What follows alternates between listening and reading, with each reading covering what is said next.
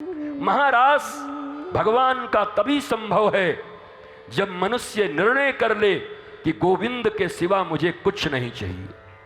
जब ठाकुर ने बंसी बजाई, अब बताओ तुम सब ब्रजवासी हो, बताओ क्या क्या वर्णन आता है। एक वर्णन तो ये तक है, टीकाकार ने किया, हाथ में बालक लेके खड़ी थी और जैसे ही ठाकुर की बंसी बजी, निशम्य गीतम तदनंग वर्धनम ब्रज स्त्रिय कृष्ण ग्रहीत मानसा, वैसे ही ऐसे छोड़ दिया बालक को। एक दूध तो निकाल रही थी, काट रही थी, दूध को छोड़ा, भाजी पर भाग के फिर लौटी, जितना दूध निकला था उसको भी फैला गई। बंसी ने पूछा कि ये तो समझ में आया कि तू जा रही है, पर ये दूध फैला क्यों गई? तो गोपी कहती, निगोड़ी बंसी, तुझे क्या पता है, तू तो हमेशा कमर में रहती है, नहीं तो ठाकुर के हाथों पर बिस्तर लगा के, होठों का तकिया लगा के, और ठाकुर तुम्हारा चरण भी दबाते रहता है। 7 8 9 छेद हो गए हैं तुम में, उसी को दबाते ही रहते हैं, ऐसे ऐसे कर रखते ऐसे हैं, दबाते रहते हैं, होठों की तकिया लगाई है। मुझसे पूछ कृष्ण मिलन और कृष्ण विरह का भाव प्रवाह अगर जानना है तो मुझसे पूछ। मैं इसलिए ये फैला दी कि जिस समय मैं श्री कृष्ण से मिलूंगी, प्रियतम से मिलूंगी, और अगर क्षणार्ध के लिए भी मुझे ये बाल्टी में निकाला हुआ दूध याद आ गया तो उतने पल के लिए कृष्ण मिलन से मैं वंचित हो जाऊंगी, इसलिए इसको फैला के जा रही हूं। एक गोपी है जो सब कुछ छोड़ के कृष्ण के पास जाती है, एक हम और तुम हैं, जब कृष्ण के पास खड़े होते हैं तो चाचा, दादा, नाना, काकी, मामा, मामी, न जाने कितने लिस्ट लेके खड़े हो जाते हैं। कैसे होगा हमारा गोपी और तुम्हारा मिलन और हमारा मिलन? क्या कथा सुनने से गोपी बन जाएंगे? क्या कथा सुनने से ब्रजांगना बन जाएंगे हम? अब बंदरों की तरह इधर उधर मत देखिए, फिर वही वृंदावन के बंदर की तरह। वृंदावन के बंदर पहले दिन बताया था, केला ले जाओ, सो ऐसे देखेगा, और जैसे ही तुम निगाह डालो उसके ऊपर तो ऐसे करेगा, ला ला ला ला, हरे कृष्णा। वृंदावन में जन्म पाए हैं, कितनी बड़ी बात है। फिर जैसे ही आप उधर से निगाह हटाओगे, फिर ऐसे करके वो दिखेगा तुम्हारे केला को, फिर तुम्हारी निगाह पड़ी, फिर ऐसे। आज बिहारी जी दर्शन को जाएंगे, बहुत दिना हो गया। ऐसा विरागी बनता है महाराज, मैंने कई बार टेस्ट किया। हम आनंद लेते हैं, उनसे शिक्षा लेते हैं, मरकट वैराग्य भी हमारे इसमें है। 10 बार भी तुम देखोगे तो तुम्हारी तरफ से निगाह हटा करके बोलेगा, हमको क्या मतलब, आपका पैसा, आपका केला, आप खरीदो, आप खाओ, हम दूसरों का सामान नहीं लेते। पर निगाह उसी पर रहती है जब तुम आश्वस्त हो जाते हो कि अब कुछ नहीं करेगा, फिर तो चश्मा और केला दोनों गायब हो जाता है हमारा, उतनी ही देर में मामला बिगड़ जाता है। ये हालत है जीवन की। तो ऐसी बैरागी तो आप मत बनो, ऐसे तो काम नहीं बनेगा।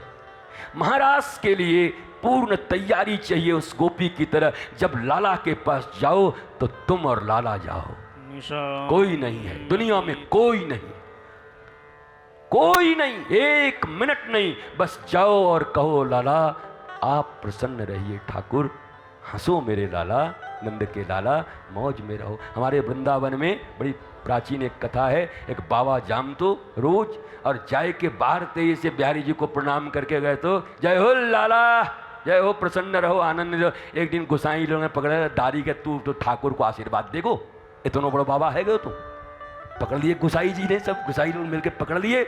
सो बाबा ने कहा, भाई ऐसा है, दिल्ली से, पंजाब से, चंडीगढ़ से, कहाँ कहाँ से लोग आते रहते हैं, हमारे छोटो सो लाला है, इतनो बड़ो बड़ो लिस्ट लाए के सुबह से लाला को इतने लिस्ट सुना देते हैं। सो हम बाहर ही लाला से पूछते हैं, लाला हमको भी इशारा करते हैं, कछु चाहिए? तो हम कहते हैं, हाँ लाला, इतने मंगताओं की भीड़ में भी तुम मुस्कुराते रहो, मुझको बस यही चाहिए, तुम प्रसन्न रहो मेरे लाला ठाकुर। बताओ, ये भावना भी है ब्रजवास में, बाबा का ये भी भावना है साधुओं का।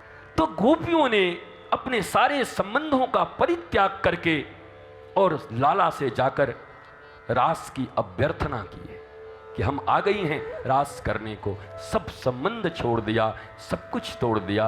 वो सजने सवरने को भी आपने देखा है, एक ने एक ही आंख में काजल लगायो और बच्चों से मुंह में पोत लियो महाराज। कहने तो पागल हो गई है।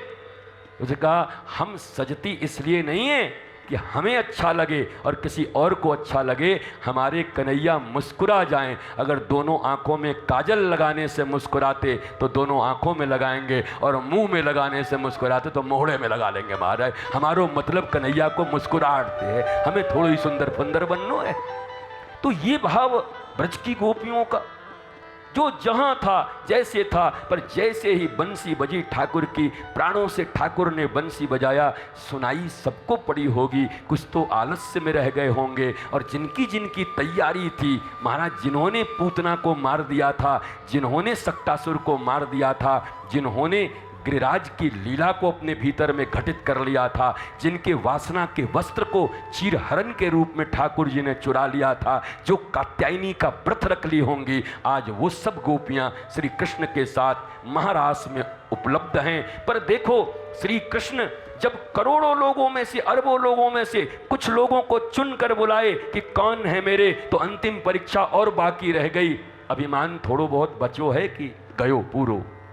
सोई महाराज थोड़ा सा अब हम अभिमान के रूप में इसलिए कह रहे हैं, हालांकि श्री कृष्ण की चुनी हुई गोपियों में अभिमान बच जाए, अविद्या जिसका मिट जाए, उसमें अहंकार कहाँ से आएगा? मुझे ये बताओ। अगर पूतना को मार दिया, अविद्या मिट गई, कपट मिट गया, तो फिर अहंकार कहाँ से आएगा? पर लीला के ताई ठाकुर ने ऐसो यहाँ पर सृष्टि कियो कि महाराज जब आई गोपियाँ और उनको ऐसा लगा, बोला देखो इतने लोग हैं दुनिया में, ब्रज में, पर ठाकुर हमारा ही साथ नाच रहे है महाराज, हमारो हाथ पकड़ लियो है। थोड़ा सा उनके मन में ये भाव आया, ये कैसी बात हो गई। ये महाराज सुंदर कश्मीर से केसर मंगवा करके, और कहीं से बादाम मंगवा करके, और कहीं से सुंदर दूध महाराज वेद लक्षणा गौ माता के दूध को लेकर के, और बढ़िया बासमती को चावल ला करके सुंदर खीर बन रहो है, तस्मई बन रहो है, और सब बन गयो। तो वहाँ में एक मैया आके कहो कि हमें तो कछो मिलो नहीं, ढकेल पे 3 निबुआ मिल रहो है, सो गार दूँ का या में, तो और सब मामला खराब है जाए वो महाराज।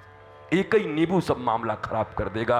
तो भगवान ने कहा अरे गोपियां आप सब कुछ प्राप्त कर गई, फिर ये अभिमान, ये साधारण सा अभिमान कहाँ रह गया?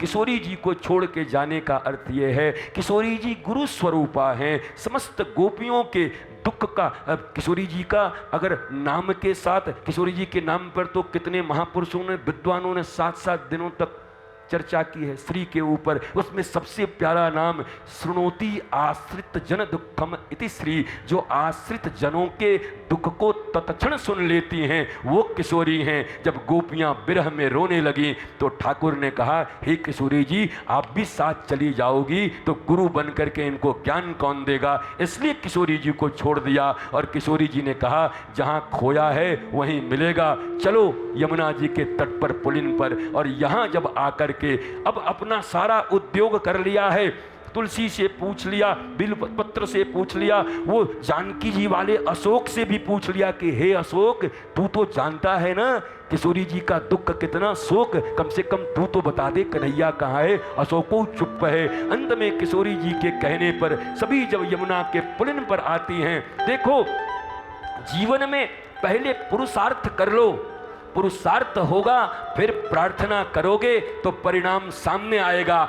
कि पुरुषार्थ करेंगे नहीं, केवल प्रार्थना से काम बनने वाला नहीं है। पहले गोपियों ने ढूंढा, जाके जंगल जंगल में, वन वन में ढूंढा, और अब बोले अब कोई आसरा नहीं है, अब हम प्रार्थना करती हैं। और यह गीत, गीत स्तुति और गीत में अंतर है। स्तुति उनकी अभ्यर्थना है और गीत हृदय से परमात्मा के लिए निकला हुआ है। गोपी स्तुति नहीं है, ये गोपी गीत है।